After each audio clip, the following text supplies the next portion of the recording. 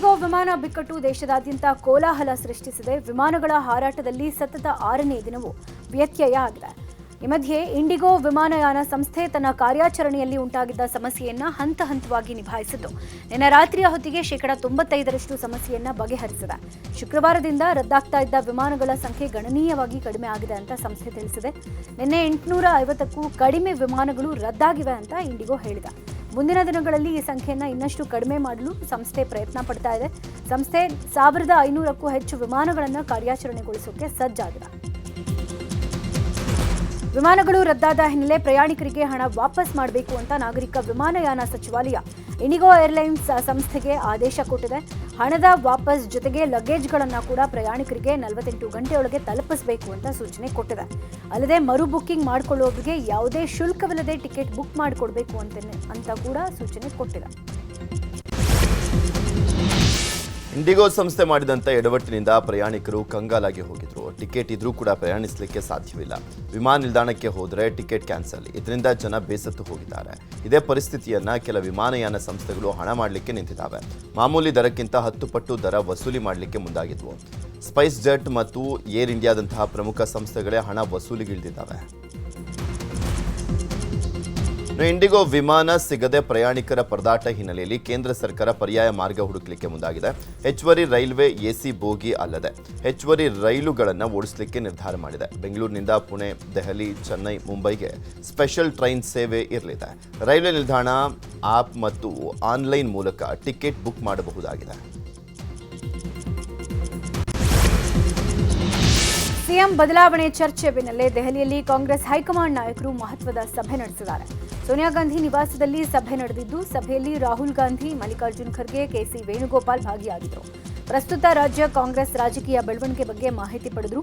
ಸಭೆಯಲ್ಲಿ ಯಾವುದೇ ನಿರ್ಧಾರ ಆಗಿಲ್ಲ. ಬೆಳಗಾವಿ ಅಧಿವೇಶನದ ಬಳಿಕ ಮತ್ತೊಂದು ಸಭೆಗೆ ನಿರ್ಧಾರ ಮಾಡಲಾಗಿದೆ. ಅಂತಿಮವಾಗಿ ಉಭಯ ನಾಯಕರನ್ನ ಕರೆಸಿ ಕಾಂಗ್ರೆಸ್ ಹೈಕಮಾಂಡ್ ಸಂಧಾನ ಸೂತ್ರ ಹೆಣೆಯಲಿದೆ. ಸಭೆ ಬಳಿಕ ಮಾತನಾಡಿದ ಎಐಸಿಸಿ ಪ್ರಧಾನ ಕಾರ್ಯದರ್ಶಿ ಕೆಸಿ ವೇಣುಗೋಪಾಲ್, ಕರ್ನಾಟಕದ ಬಗ್ಗೆ ಚರ್ಚೆ ಮಾಡಿದ್ದೀವಿ, ಆದರೆ ಯಾವುದೇ ನಿರ್ಧಾರ ಆಗಿಲ್ಲ. ಮತ್ತೊಮ್ಮೆ ಚರ್ಚೆ ಮಾಡಿ ನಿರ್ಧಾರ ಮಾಡ್ತೀವಿ. ಕರ್ನಾಟಕದ ಬಗ್ಗೆ ಈಗಾಗಲೇ ಸ್ಪಷ್ಟೀಕರಣ ನೀಡಿದ್ದೀವಿ. ಎಲ್ಲಾ ನಾಯಕರು ಒಗ್ಗಟ್ಟಾಗಿದ್ದಾರೆ ಅಂತ ಹೇಳಿದರು.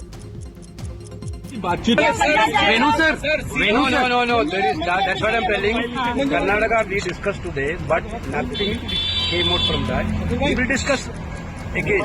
Now, was there discussion on National Herald, sir? Was there any discussion on National Herald? As EOW has registered a case,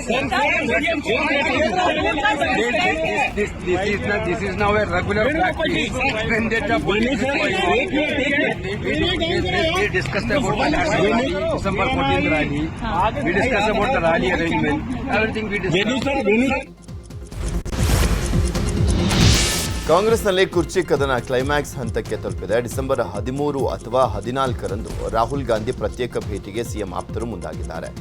vote ಚೋರಿ ವಿಚಾರವಾಗಿ 14ರಂದು ಸಿಎಂ, ಡಿಸಿಎಂ ರಾಜ್ಯ ನಾಯಕರು ದೆಹಲಿಗೆ ತೆರಳಲಿದ್ದಾರೆ.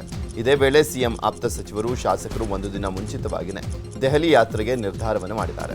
ಈಗಾಗಲೇ ಸತೀಶ್ ಜಾರಕಿಹೊಳಿ ನೇತೃತ್ವದಲ್ಲಿ ಸಭೆ ನಡೆದಿದ್ದು, ಯಾವುದೇ ಕಾರಣಕ್ಕೂ ಸಿಎಂ ಬದಲಾವಣೆ ಬೇಡ, ಸಿದ್ದರಾಮಯ್ಯ ಪದಚ್ಯುತಿಗೊಳಿಸಿದರೆ ಅಹಿಂದ ಮತಗಳು ಕಾಂಗ್ರೆಸ್ನಿಂದ ವಿಮುಖವಾಗಲಿವೆ, ಪಕ್ಷಕ್ಕೆ ಭಾರೀ ಹೊಡೆತ ಎಂಬ ಎಚ್ಚರಿಕೆಯ ಸಂದೇಶವನ್ನು ರವಾನಿಸಲಿಕ್ಕೆ ಸಿಎಂ ಆಪ್ತರು ಮುಂದಾಗಿದ್ದಾರೆ. ಸಿಎಂ ಸಿದ್ದರಾಮಯ್ಯ, ಡಿಸಿಎಂ ಡಿಕೆ ಶಿವಕುಮಾರ್ ಇವತ್ತು ಧಾರವಾಡ ಜಿಲ್ಲಾ ಪ್ರವಾಸ ಕೈಗೊಂಡಿದ್ದಾರೆ. ಬೆಳಗ್ಗೆ 10 ಗಂಟೆಯಿಂದ ಬೆಂಗಳೂರಿನಿಂದ ವಿಶೇಷ ವಿಮಾನದಲ್ಲಿ ತೆರಳಲಿದ್ದಾರೆ. ಧಾರವಾಡದ ನವಲಗುಂದದಲ್ಲಿ ವಿವಿಧ ಕಾರ್ಯಕ್ರಮಗಳಲ್ಲಿ ಭಾಗಿಯಾಗಲಿದ್ದಾರೆ. ಬಳಿಕ ಜಿಲ್ಲಾ ಹಂತದ ಅಧಿಕಾರಿಗಳ ಜೊತೆಗೆ ಸಿಎಂ ಸಿದ್ದರಾಮಯ್ಯ ಸಭೆ ನಡೆಸುತ್ತಾರೆ. ಇನ್ನು ನವಲಗುಂದದ ಮಾಡೆಲ್ ಹೈಸ್ಕೂಲ್ ಮೈದಾನದಲ್ಲಿ ಸಾಮೂಹಿಕ ಮದುವೆ ಕಾರ್ಯಕ್ರಮ ನಡೀತಾ ಇದೆ. ಈ ಕಾರ್ಯಕ್ರಮದಲ್ಲಿ ಶಾಸಕ ಕೋನರೆಡ್ಡಿ ಮಗನ ಆರತಕ್ಷತೆ ಕೂಡ ನಡೆಯಲಿದ್ದು, ಸಿಎಂ, ಡಿಸಿಎಂ ಭಾಗಿಯಾಗಲಿದ್ದಾರೆ. ಈ ಬಗ್ಗೆ ಮಾತನಾಡಿದ ಕೋನರೆಡ್ಡಿ, 75 ಜೋಡಿಗಳ ಸಾಮೂಹಿಕ ಮದುವೆ ನಡೀತಾ ಇದೆ. ನನ್ನ ಮಗನ ಆರತಕ್ಷತೆ ಕೂಡ ಇದೇ ವೇಳೆ ನಡೆಯಲಿದೆ. ಈ ಕಾರ್ಯಕ್ರಮಕ್ಕೆ ಸಿಎಂ, ಡಿಸಿಎಂ ಹಾಗೂ ಹಲವು ಸಚಿವರು, ಶಾಸಕರು ಭಾಗವಹಿಸುತ್ತಾರೆ ಅಂತ ಹೇಳಿದರು. ನವಲಗುಂದಲ್ಲಿ ನಡೆಯತಕ್ಕಂಥ 75 ಜೋಡಿ ಸರ್ವಧರ್ಮದ ವಧುವರರಿಗೆ ಒಂದು ಮದುವೆ ಮಾಡ್ತಕ್ಕಂಥ ಕಾರ್ಯಕ್ರಮದಲ್ಲಿ ನನ್ನ ಮಗನ ಅರಕ್ಷತೆ ಕಾರ್ಯಕ್ರಮವನ್ನು ಆಯೋಜನೆ ಮಾಡಲಾಗಿದೆ. ಈಗಾಗಲೇ ಸಂಪೂರ್ಣವಾಗಿ ತಯಾರಿಯನ್ನು ವೀಕ್ಷಣೆ ಮಾಡಿದರು ಸನ್ಮಾನ್ಯ ಪ್ರಸಾದ್ ಅಬ್ಬಾಯಿ ಸಾಹೇಬರು. ಅದಕ್ಕೆ ನನಗೊಂದು ಸಂತೋಷ ಏನಂದ್ರೆ 4 ಎಕರೆಯಲ್ಲಿ ಮುಖ್ಯ ವೇದಿಕೆ ಜರ್ಮನ್ ಟೆಂಟ್ ಹಾಕಿ ದೊಡ್ಡ ಒಂದು ಪೆಂಡಾಲ್ ನಿರ್ಮಾಣ ಮಾಡೀವಿ. ಅದಕ್ಕೆ ಇದೊಂದು ಅದ್ಭುತವಾದಂಥ ಕಾರ್ಯಕ್ರಮ. ಇದಕ್ಕೆ ಸಾಕ್ಷೀಕರಿಸಲಿಕ್ಕೆ ಮಾನ್ಯ ಮುಖ್ಯಮಂತ್ರಿ ಆದಂಥ ಸಿದ್ದರಾಮಯ್ಯನವರು, ಉಪಮುಖ್ಯಮಂತ್ರಿ ಆದಂಥ ಡಿ ಕೆ ಶಿವಕುಮಾರ್ ಸಾಹೇಬರು, ಸಚಿವ ಸಂಪುಟದ ಎಲ್ಲ ಮಂತ್ರಿಗಳು ಮತ್ತು ಅದರ ಜೊತೆಯಲ್ಲಿ ಕೇಂದ್ರ ಸಚಿವರಾದಂಥ ಸನ್ಮಾನ್ಯ ಪ್ರಹ್ಲಾದ್ ಜೋಶಿ ಸಾಹೇಬರು, ಸನ್ಮಾನ್ಯ ಬಸವರಾಜ ಬೊಮ್ಮಾಯಿ ಸಾಹೇಬ್ರು, ಹಿಂಗೆ ಮಾಜಿ ಮುಖ್ಯಮಂತ್ರಿಗಳು ಕೂಡ ಬರಾಕತ್ತಾರೆ. ನವಲಗುಂದಲ್ಲಿ ನಡೆಯತಕ್ಕಂಥ ಜಾತಿಗಣತಿಗೆ ಮಾಹಿತಿ ಸಲ್ಲಿಸಲಿಕ್ಕೆ ಜಾತಿ ಸಂಘ ಸಂಸ್ಥೆಗಳಿಗೆ ಹಿಂದುಳಿದ ವರ್ಗಗಳ ಆಯೋಗ ಆಹ್ವಾನವನ್ನು ಕೊಟ್ಟಿದೆ. ಮನೆ ಮನೆಗೆ ತೆರಳಿ ಸಂಗ್ರಹಿಸಿರುವಂಥ ದತ್ತಾಂಶದ ವಿಶ್ಲೇಷಣೆ ಅಂತಿಮ ಹಂತಕ್ಕೆ ಬಂದಿದೆ. ವಿವಿಧ ಜಾತಿ ಸಂಘ ಸಂಸ್ಥೆಗಳ ಅಭಿಪ್ರಾಯಕ್ಕೂ ಮನ್ನಣೆ ಆಯೋಗ ಮುಂದಾಗಿರುವಂಥದ್ದು. ಜಾತಿ ಸಂಘಗಳ ಲಿಖಿತ ರೂಪದಲ್ಲಿ ಅಭಿಪ್ರಾಯವನ್ನು ಸಲ್ಲಿಸಲಿಕ್ಕೆ 2 ದಿನಗಳ ಅವಕಾಶವನ್ನು ಕೊಡಲಾಗಿದೆ. ಡಿಸೆಂಬರ್ 15 ಮತ್ತು 16ರಂದು ಬೆಳಗ್ಗೆ 10:30ರಿಂದ ಸಂಜೆ 5:30 ಒಳಗಡೆ ದೇವರಾಜು ಅರಸು ಭವನದಲ್ಲಿ ಆಯೋಗಕ್ಕೆ ಲಿಖಿತ ರೂಪದಲ್ಲಿ ಮಾಹಿತಿಯನ್ನು ಸಲ್ಲಿಸಬಹುದಾಗಿದೆ. ಜೊತೆಗೆ ಆಯೋಗ ಕೇಳಿರುವಂಥ ಕೆಲವು ಪ್ರಶ್ನೆಗಳಿಗೂ ಕೂಡ ಉತ್ತರಿಸುವಂಥ ಅವಕಾಶವನ್ನು ಕೊಡಲಾಗಿದೆ.